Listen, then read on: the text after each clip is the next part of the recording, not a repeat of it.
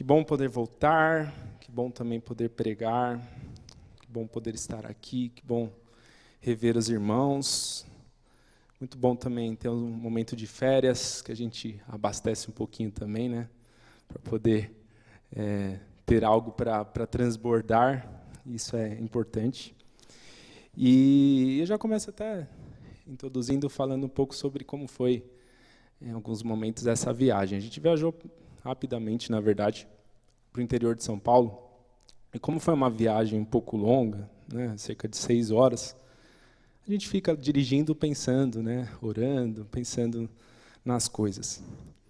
E uma coisa que, dentro das minhas reflexões de dirigir, em meio, né, à direção, uma das reflexões, o Senhor falou comigo sobre a amizade, quando eu me dei conta que a gente estava viajando 500 quilômetros para ver amigos que já participaram de alguns momentos da nossa vida. E naquele momento eu lembrei que tem amigos que às vezes moram a 5, 10 quilômetros de nós e que a gente talvez não tenha compartilhado muito da vida, ou tanto quanto estes amigos que nós temos que estão a 500 quilômetros. Então o Senhor começou a falar comigo nesse sentido, que a amizade verdadeira encurta distâncias, que tira barreiras.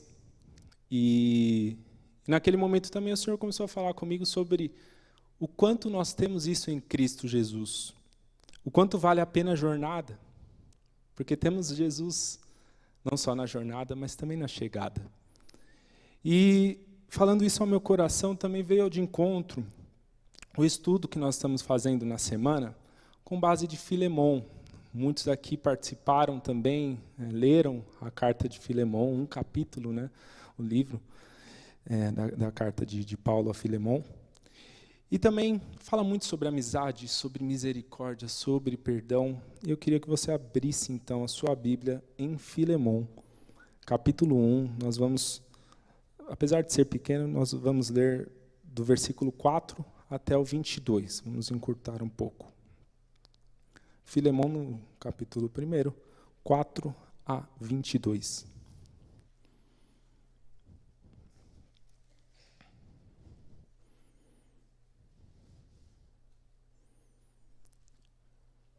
Filemon, capítulo 1, 4 a 22. Diz assim a palavra de Deus. Dou graças a meu Deus, lembrando sempre de você nas minhas orações, porque tenho ouvido falar da fé que você tem no Senhor Jesus e do seu amor por todos os santos. Oro para que a comunhão da sua fé se torne eficaz no pleno conhecimento de todo o bem que há em nós para com Cristo. Pois, irmão, o seu amor me trouxe grande alegria e consolo, visto que o coração dos santos tem sido reanimado por você. Pois bem, ainda que eu sinta plena liberdade em Cristo para ordenar a você o que convém ser feito, prefiro, no entanto, pedir em nome do amor, sendo que sou Paulo, o velho, e agora também prisioneiro de Cristo Jesus. Faço um pedido em favor de meu filho, Onésimo, que gerei entre algemas. Antes, ele era inútil para você.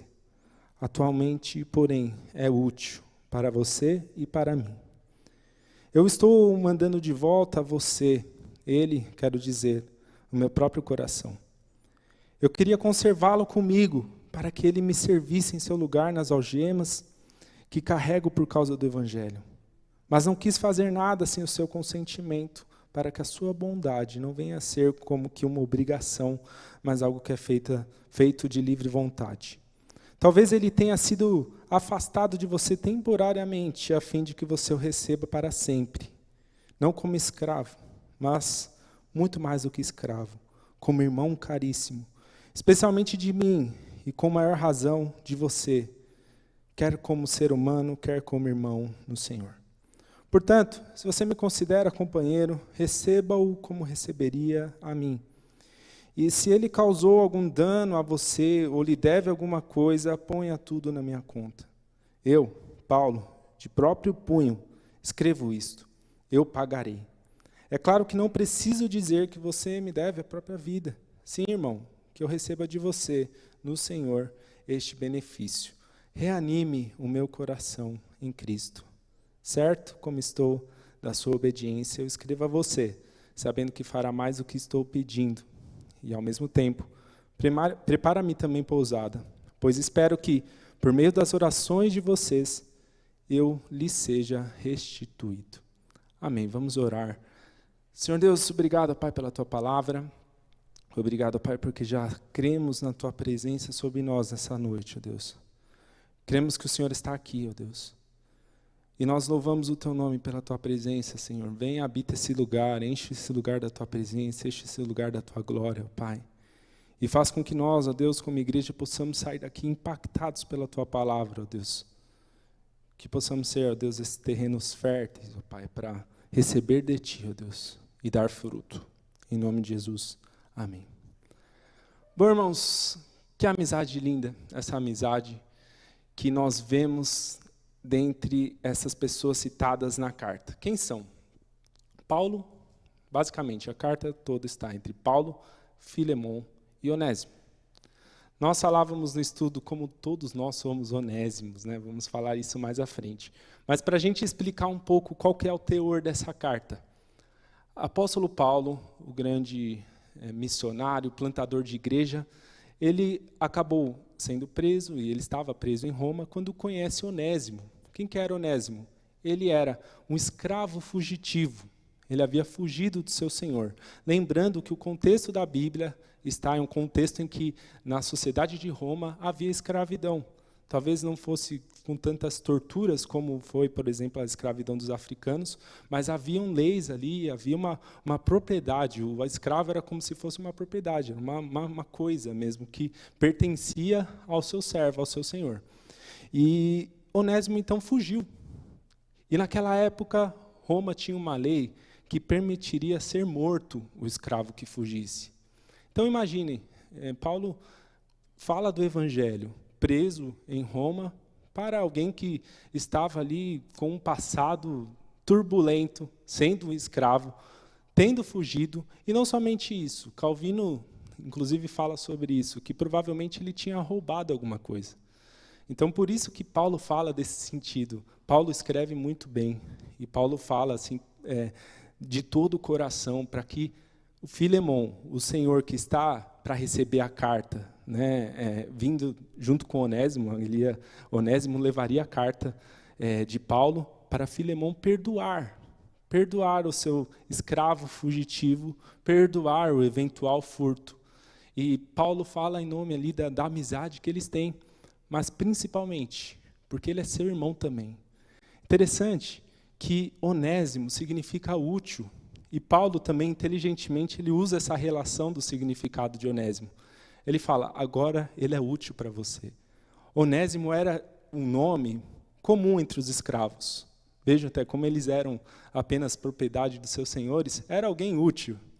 Mas Paulo fala ali, Filemon, agora ele é útil para você. E quando ele está falando isso, ele está falando de uma utilidade no reino de Deus. Ele está falando que agora sim ele é útil para mim, ele é útil para você, para nós. Você nem conhece Filemon, mas eu gerei ele nas algemas. E veja como é tamanho o relacionamento que Paulo tem, que ele fala, quero dizer, o meu próprio coração. Ele leva ali esse termo com uma maior intensidade de relacionamento. Sabe, eu estou... Filemon, eu estou enviando o meu próprio filho, o meu próprio coração para você. Perdoa, porque ele é útil para nós. Ele é nosso irmão agora. Ele é nosso amigo. E isso é maravilhoso, meus irmãos, nós pensarmos, porque muitas pessoas hoje se sentem inúteis. Muitas pessoas hoje também se sentem inúteis no contexto em que estão inseridas. Pensam que são inúteis nas suas famílias. Pensam que são inúteis nos seus ciclos de amizades.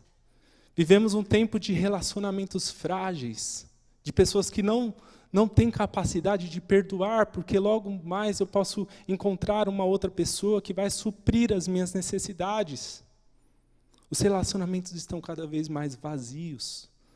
As pessoas não toleram mais falhas, não toleram mais erros. As amizades estão se tornando amizades por interesses na nossa sociedade. Interesses diversos. Difícil é ver uma amizade hoje como essa em que Paulo fala, é o meu próprio coração. Porque as amizades hoje estão cada vez mais superficiais. Paulo estava longe, preso, mas ele poderia falar com propriedade de Filemon. Ele poderia falar com propriedade de Onésimo, assim como ele fala lá na carta de Timóteo. Paulo tinha amigos do reino de Deus. E onde estão os nossos amigos? Porque podemos estar constantemente aqui com pessoas todo domingo. Mas quantos são nosso próprio coração? Quantos nós podemos dizer, estes são úteis para mim. Estes são úteis para o reino. Esses são parte de mim, como Paulo está falando quando ele fala, eu estou enviando o meu próprio coração. Quantos conseguiram já vivenciar essa amizade do reino de Deus, essa amizade diferenciada de saber que estamos nós fundamentados no perdão de Cristo, na misericórdia de Deus? Irmãos, aqui nós temos uma maravilhosa transformação de um homem. Ele era um ladrão, mas ele se tornou um amigo de coração. Nas amizades de hoje, muitos poderiam dizer, eu não quero amizade com esse fugitivo, eu não quero amizade com esse aí, porque ninguém pode confiar nele. Olha o que ele fez atrás. Ninguém pode confiar em Onésimo, deixa ele de canto. Mas Paulo, o apóstolo Paulo, sabia que ele não era digno, ele foi um perseguidor. Ele foi um pecador e ele se coloca mesmo como o maior dos pecadores. O entendimento do perdão de Deus gera perdão para o próximo. Paulo, tão convicto do perdão que ele tinha de Deus, ao invés de apontar o dedo para alguém, ele gerou Onésimo, de um escravo para um grande amigo. Quantos são, talvez, aqueles que estão à sua volta, ou talvez aqueles que estão na mesma igreja, que são inúteis, que podem se tornar úteis para nós? Que são inúteis, que podem se tornar aqueles que vão fazer parte da nossa vida? Que são inúteis, que talvez vão fazer parte dessa transformação? E veja que Paulo fala também sobre que, a respeito de Filemon, que o amor que ele vê em Filemon trouxe grande alegria e consolo. Paulo fala isso na carta a Filemon. Um grande amigo traz alegria e consolo. Interessante que essas duas palavras mostram de dois momentos da vida que todos nós passamos. Eu tenho certeza que você tem passado, se for ver 10 anos, 20 anos para trás, momentos em que você viveu alegria e momentos que você precisou de consolo. É assim que surge o verdadeiro amigo. Quantos são hoje os amigos que estão na alegria e não estão no consolo? Ou quantos são também o contrário também, que apenas nos momentos em que precisa ser consolado, vai lá para ver a tragédia. Vão lá para ver a tragédia. E nos momentos de alegria, apenas invejam. Mas aqui nós temos uma lição, que a verdadeira amizade que brota de Deus, que brota do reino de Deus, tira todo o distanciamento e tira toda a barreira e faz a jornada valer a pena. Paulo estava entre algemas, mas Onésimo também estava na algema do seu passado. Estava também aprisionado por essa ligação que ele tinha com o passado, em que ele devia ainda fazer o que é certo e voltar ao seu Senhor. E é isso que Paulo fala. Paulo, então, traz essa questão de que Onésimo precisaria resolver a sua vida, mas manda essa carta justamente cuidando para que Filemon, de fato, perdoasse Onésimo. Irmãos, nós lembramos de Mateus, capítulo 5, que diz que bem-aventurados são os misericordiosos, porque alcançarão misericórdia. Lembramos disso porque cada um de nós, nessa noite, tem a certeza que alcançou a misericórdia de Deus. Pode ter a certeza que a misericórdia de Deus alcança o seu coração. E assim nós vivemos com misericórdia também. Tudo que nós temos recebido do Senhor, nós precisamos estender. Ainda há pessoas que não conseguem perdoar. Ainda há pessoas que não conseguem admitir falhas. Ainda há pessoas que não conseguem desenvolver amizades, porque não conseguem estender a misericórdia de Deus que nós temos para o outro. Mateus capítulo 18, há uma parábola que fala sobre um senhor que perdoa o que um servo devia. E que esse servo depois não perdoa um conservo que ele também tinha um valor devedor. E então, Jesus ensina com essa palavra que será que você também não devia ter compaixão do seu conservo, assim como eu tive compaixão de você? Essa palavra é para nós. O Senhor nos diz, será que você não tem que ter compaixão das pessoas, assim como eu tenho compaixão de você? E será que às vezes a nossa falta de amizades no nosso tempo não é porque nós devemos ter essa compaixão, assim como Deus tem compaixão de nós? Será que não exigimos essa perfeição das pessoas? Será que não temos agido com misericórdia para que nós possamos ser essa igreja de amigos, essa igreja de família, essa igreja de feridos que são curados uns pelos outros, essa igreja de amigos que se fortalecem, essa igreja de amigos que não tem medo de expor as fraquezas e as feridas, porque caminhamos juntos, porque estendemos a misericórdia de Deus para o outro. É assim que a misericórdia de Deus age no meio do seu povo.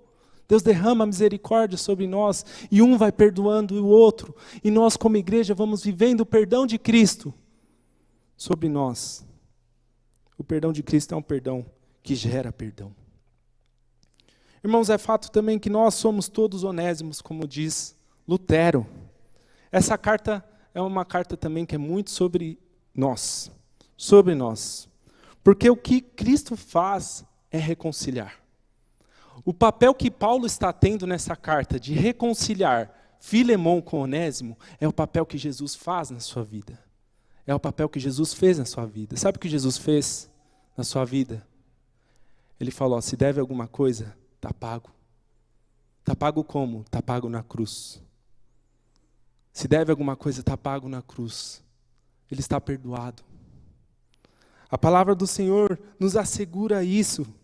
Quando diz lá em Colossenses, no capítulo 2, que cancelado o escrito da dívida que era contra nós, que constava de ordenanças, o qual nos era prejudicial, removeu inteiramente, cravando sobre a cruz. Graças a Deus. A dívida foi paga. O distanciamento foi encurtado. As barreiras foram encurtadas. E agora nós podemos viver aquilo que a gente cantou. Não existe nada melhor do que ser amigo de Deus. Aquele que era chamado de servo é chamado de amigo. E Jesus, com esta amizade, conhecendo com este relacionamento, encurta as barreiras para que nós possamos também ter amigos no reino de Deus. A verdadeira amizade só pode brotar de uma amizade com Cristo. A verdadeira e profunda amizade que tolera, que tem misericórdia, que tem compaixão, que é cheia do amor de Deus. Amizades fortes, podemos ter grandes amizades de pessoas que não conhecem o Senhor. Mas a amizade que está debaixo da comunhão é aquela amizade que vai proporcionar para você momentos que só aqui nós vamos ter. Só aqui você pode ter um amigo que ora por você. Só aqui você vai ter um amigo, aqui no contexto de igreja, é que você vai ter um amigo que vai fazer uma oração quando você precisa. É só aqui que você deve ter um amigo que vai te perdoar se você falhar. Dessa forma, sabendo que o perdão está em Cristo. E que não devemos exigir perfeição dos outros. Nós temos a nossa dívida perdoada em Cristo Jesus. E a mensagem de Cristo é sobre reconciliação. E a reconciliação é a fonte de uma comunhão sólida, de uma comunhão firme, de uma comunhão fundamentada. Nós precisamos perceber que Cristo estava reconciliando, não levando em conta os pecados dos seres humanos e nos confiando a palavra da reconciliação, como diz em 2 Coríntios. A história do Evangelho é sobre reconciliação. A história do Evangelho é sobre os onésimos que são perdoados por Filemon. A história dos onésimos, são os onésimos que são encontrados por Cristo, que têm a sua dívida paga, que deixam a escravidão para serem libertos e para poderem ser estes usados no reino de Deus. Como falávamos no nosso estudo, diz a tradição que Filemon depois foi até martirizado, provavelmente liberto por Filemon. Ele foi usado por Deus poderosamente para que levasse ali a carta que Paulo tinha enviado até a região da Ásia, até os Efésios. Irmãos, nós temos que crer que essa força que há na reconciliação do Evangelho é uma força necessária para que nós possamos viver a verdadeira comunhão. Irmãos, outra questão que nós vemos aqui, que é muito forte, é quando nós percebemos que Paulo tem tanta liberdade para falar com Filemon, e ao mesmo tempo ele fala, lá no finalzinho da carta, prepara-me também pousada. Havia um lugar pronto. Sabe aquele amigo que você sabe que se você aparecer, vai ter sempre um lugar aberto? Paulo sabia que tinha isso em Filemon. Interessante, meus irmãos, que ainda que os amigos daqui falhem, venham a falhar, nós temos em Cristo este amigo, que nos diz, tem algo preparado para você, tem uma casa preparada para você. Paulo estava entre algemas, falando, me prepara aí um aposento. Paulo estava numa prisão, me falando, me prepara, que eu espero estar aí em breve. Talvez você esteja passando por uma situação difícil. E assim também o Senhor nos diz, tem um lugar preparado.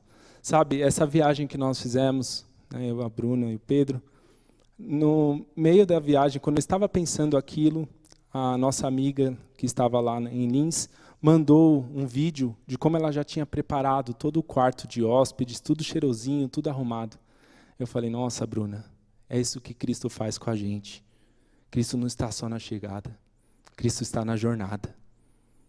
Assim também deve ser as nossas amizades, assim também deve ser a nossa vida com Cristo. Ele não está só na chegada, Ele está na jornada. E assim como Paulo diz a respeito de amigos, nós temos isso diante de Deus e podemos desenvolver isso diante dos outros que estão aqui. Um lugar preparado, não somente um lugar físico, mas um lugar para gerarmos filhos, ainda que estejamos entre algemas, como foi o caso de Paulo. Às vezes a gente pensa que a gente não vai ser capaz de gerar filhos, de gerar pessoas, de gerar amigos, porque a gente está passando por isso ou aquilo. Mas é mais o ensinamento dessa carta. Seja alguém que gera filhos, ainda que esteja entre algemas. Seja alguém que gera amizades, ainda que você esteja passando pelo momento mais difícil da sua vida. Seja alguém que estende a misericórdia de Deus e que faz amigos no reino de Deus e que se torna um grande amigo de Deus. Porque o que Ele fez na sua vida é maior do que tudo que possa te separar de viver essa verdadeira amizade. E no final, ainda Paulo fala, também nesse último versículo, ainda no versículo anterior, na verdade, no versículo 20, reanime o meu coração em Cristo. Meus irmãos, um grande efeito também da mesa do Senhor é o ânimo. É o ânimo que os amigos nos dão e é o ânimo que o Senhor nos dá nesta noite. Minha oração é para que você reanime o seu coração em Cristo. Minha oração é para que você possa, nesta noite, ouvir a voz de Deus, dizendo, você não está sozinho. Eu tenho uma morada preparada. Continue firme. Continue vencendo os obstáculos e vencendo as distâncias. Continue caminhando. Você não é inútil no reino de Deus. Você é útil para mim. E você será útil para o meu povo. Você é útil para mim e você será útil para o meu povo. Amigos de Deus são amigos que vão encontrar verdadeiros amigos no povo de Deus. O povo de Deus é um povo de amigos. A mesa é uma mesa de amigos. O culto é um culto de amigos. Amigos que vencem as barreiras dos pecados, das falhas, amigos imperfeitos, amigos que vão falhar, amigos que vão errar, mas amigos que vão se sustentar pela graça de Deus. E amigos que vão vencer as dificuldades, porque é assim que a igreja prospera. Assim que o inimigo não vence a igreja de Deus. Quando a igreja é uma igreja de amigos que oram, amigos que se levantam para orar quando o outro está cansado, amigos que se levantam para exortar quando o outro precisa de exortação, amigos que se levantam para caminhar juntos, amigos que cantam juntos, amigos que louvam juntos, amigos que conhecem os momentos de consolo, amigos que conhecem os momentos de alegria, amigos no reino de Deus. Que Deus nos dê, como igreja, uma igreja de amigos, um reino de amigos, um reino de uma família, onde cada um de nós possamos dizer: Cleston, meu próprio coração; João, meu próprio coração; Feijão, meu próprio coração. Este é o meu corpo aqui. Jesus diz, né, este é o corpo, é a igreja. Nós somos um todo. Nós somos um todo que louva e adora o Senhor. Um reino de amigos imperfeitos, encontrando a utilidade do reino de Deus. Por isso, eu quero dizer, você, em Cristo Jesus, é um ex-inútil. Você é um ex-inútil. Você é útil para Deus. Você é útil para mim. Você é útil para a igreja. Por isso, reanime o seu coração. Lembre-se do que o Senhor fez. Você é útil. Ah, mas eu não tenho ministério, eu não tenho isso. Você é útil. Você está aqui participando, você está aqui orando, você está aqui louvando conosco. Você vai participar mais à frente quando Deus permitir, quando Deus te orientar. Mas você é útil, você é amado por Deus neste lugar.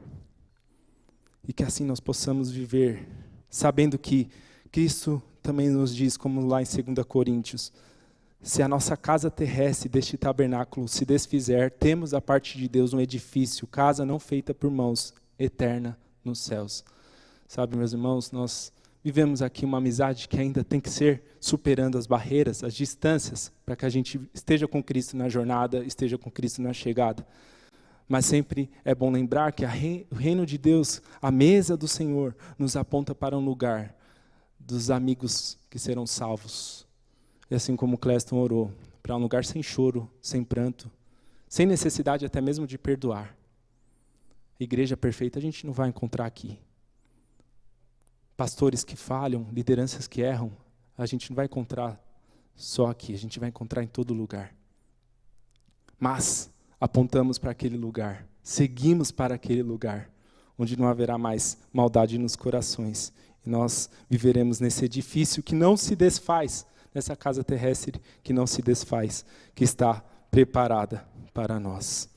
Ainda que nosso passado, então, seja fuga ou escravidão, temos o mediador, temos a certeza que a palavra nos diz que a dívida foi paga por Jesus, tudo está no nome dele. Então agora, ainda que você esteja entre algemas, se lembre, você está sendo útil na mão de Deus, continue a um lugar eterno da parte de Deus, assim anime o seu coração. Amém.